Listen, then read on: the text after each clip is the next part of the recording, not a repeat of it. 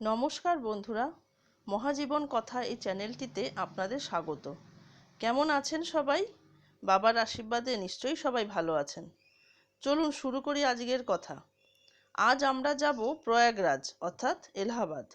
কুম্ভ মেলা চলছে, বাবা সেখানে রয়েছেন। বাবার দরবারে বিশাল ভান্ডারার আয়োজন হয়েছে। হাজার হাজার মানুষ প্রসাদ পাচ্ছেন। এক কথায় খুব বড় ব্যবস্থা চলছে।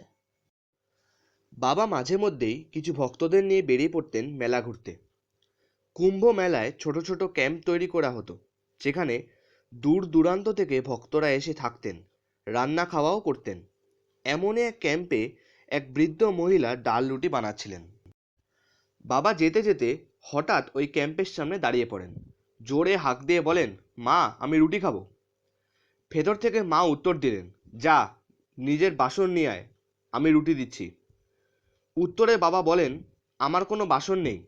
মা, তুমি একটা কাজ করো, রুটির ওপরেই একটু ডাল দিয়ে দাও। অগত্যা মার কি করেন। এইভাবেই বাবাকে ডাল রুটি দেওয়া হলো। বাবা বড় তৃপ্তির সাথে রাস্তায় দাঁড়িয়ে সেই ডাল রুটি খেলেন।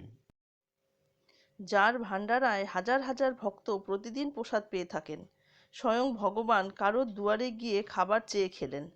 নিশ্চয়ই সেই মা খুবই ভক্তিমতী, যার ভক্তিতে এতই শক্তি যে ভগবান বাধ্য হয়েছেন তার কাছে যেতে। যেমনভাবে ভগবান শ্রীকৃষ্ণ গিয়েছিলেন বিদুরের কুটিরে, তৃপ্তি করে সাকান্ন খেয়েছিলেন। ধন্য সেই ভক্তি।